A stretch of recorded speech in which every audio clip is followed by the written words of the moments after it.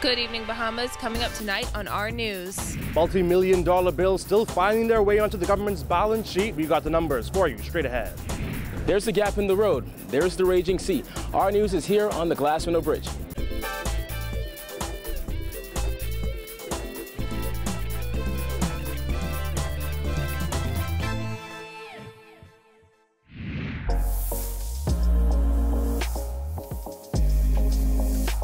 Our news is brought to you by Alive. Welcome to our news and thanks for joining us. I'm Christina Dragovich. Topping news tonight, nearly 10 months after coming into office, Deputy Prime Minister and Minister of Finance Peter Turnquest says unpaid bills soaring into the millions regularly find themselves on his desk. Jared Higgs runs the numbers for us. This wasn't the first time the finance minister has lamented the spending habits of the Christie administration. During his contribution to the mid-year budget debate, Peter Turnquest says multi-million-dollar bills continue to add up, with the most recent brought to his attention just a few weeks ago. Turnquest says a glaring example is an $18 million deal for the production of the Bahamas Handbook, where only a small fraction of that bill was paid. It is claimed that the former government committed $18 million to support the printing of the Bahamas Handbook and the in-room tourist guides, but it only paid $500,000 towards that bill. Wow.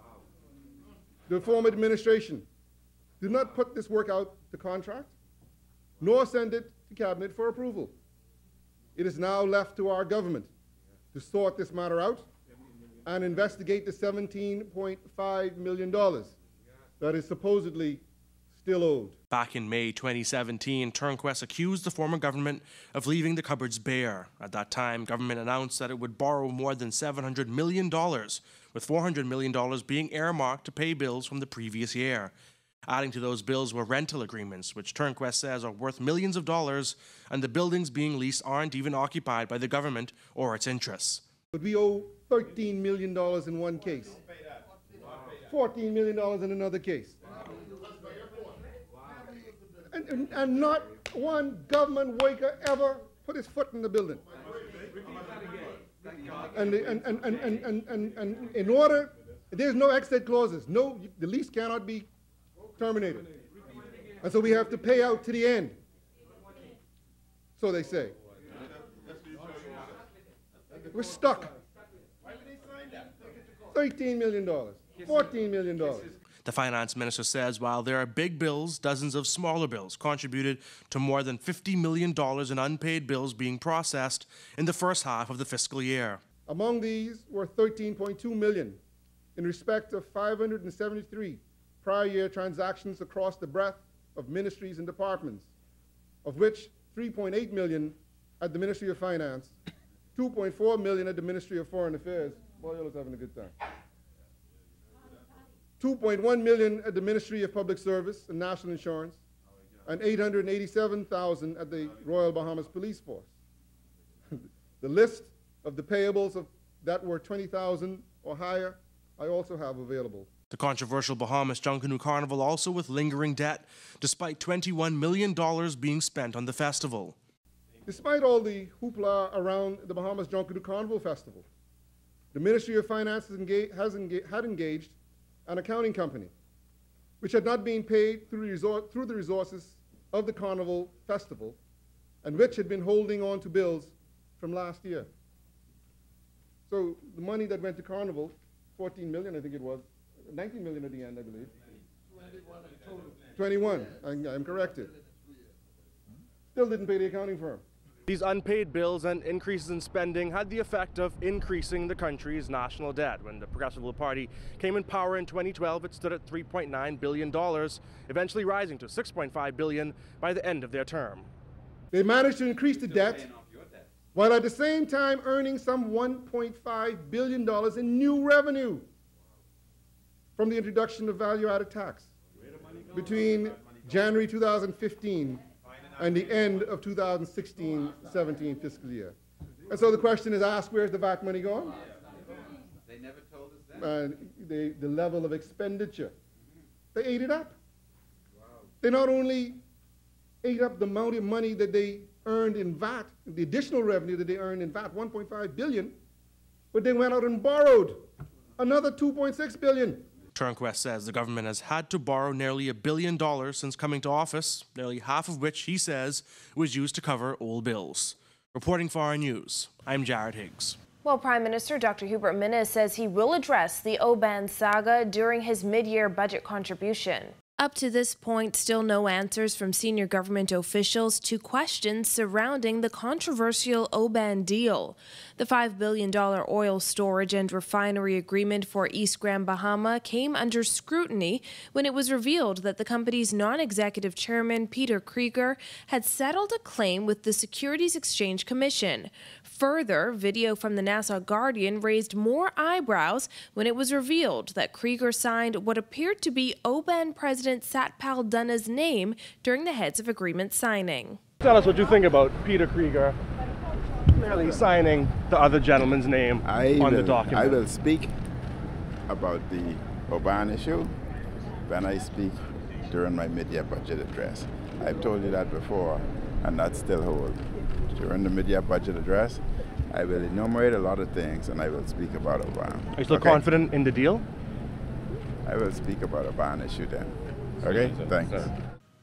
And Exuma's and Ragged Island MP Chester Cooper railed the Minnis administration, which he claimed embarrassed the country by parading someone who pleaded guilty to felony charges and was accused of violating U.S. federal securities laws during the heads of agreement signing on February 19th.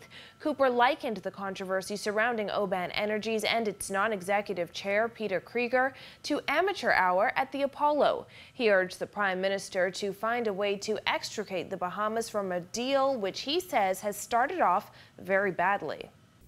The Prime Minister, the member for Kalani, has embarrassed the Bahamian people by parading a convicted criminal in front of the world as a partner with the Bahamas government in some purported multi-billion-dollar oil storage and refinery project, all for the sake of a few hundred jobs that may or may not materialize over a few years. Cooper says though Prime Minister Dr. Hubert Minnis has spoken ad nauseum about transparency and stamping out corruption, Minnis sat next to Krieger as he signed someone else's name on the document.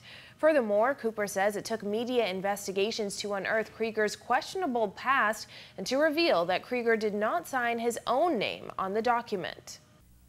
The Prime Minister said last week in this place that corruption is the #1 problem in our country.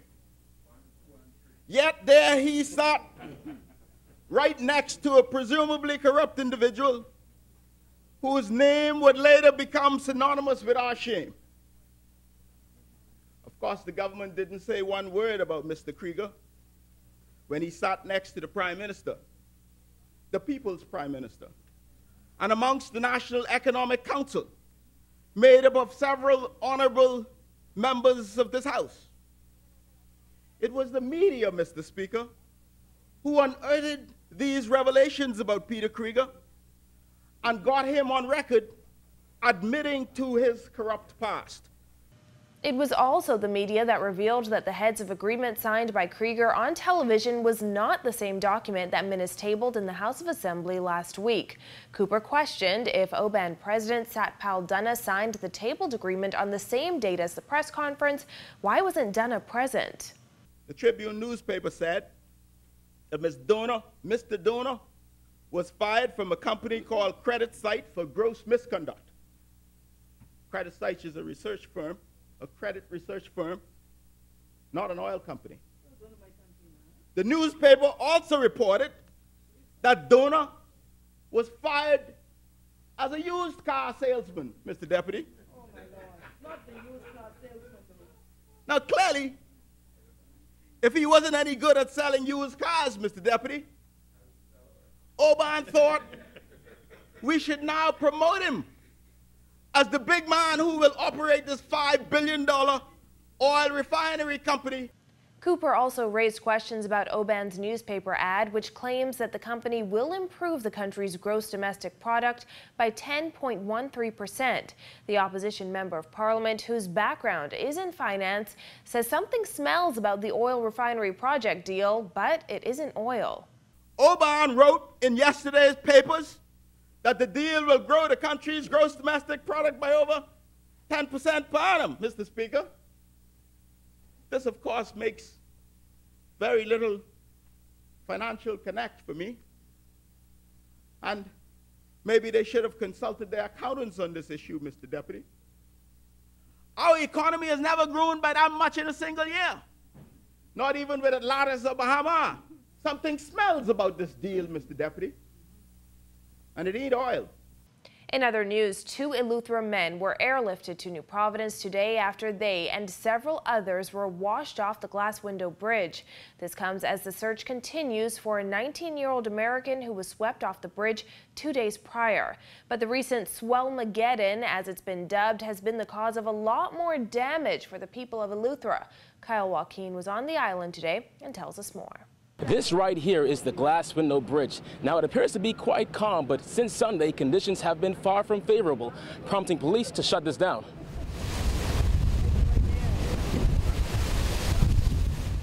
The sea still quite rough, but far calmer than it was Wednesday morning when 7 men were swept off the Glass Window Bridge.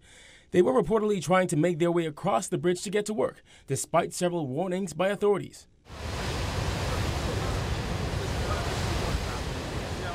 But so thus far, Bahamians are curious, visitors are curious, and so they're coming to look to see this event. Thus far, we've had a challenge of trying to keep them away, but we are people are starting to heed to us. 2 of those men reportedly had broken bones while the others sustained minor injuries. This latest incident comes as the search continues for a 19-year-old American man who was swept off rocks near the bridge along with a friend. The friend managed to cling on for dear life. But this isn't the only problem caused by the area of low pressure that deepened off the eastern coast of the United States. This stream of water looks as though this has been here for quite some time, but believe it or not, before Monday, this did not exist and is causing quite the problem for people living here on the island of Eleuthera.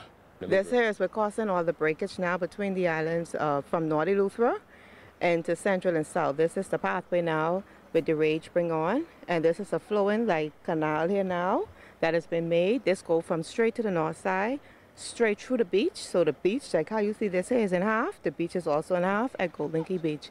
And it's also a beach that tourists normally go to all the time.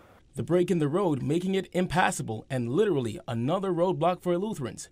The water even flooding the yards of nearby residents.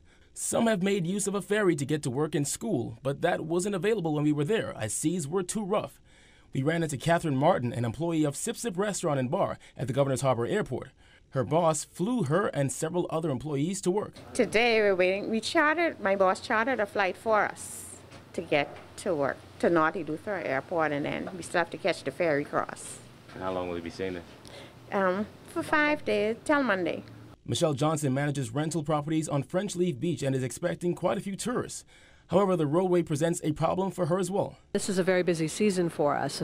We've got tourists that fly into North Eleuthera on American Airlines and Delta, and also on Silver Air, and they travel from the north to Governor's Harbor and even further south to accommodation properties that they're renting.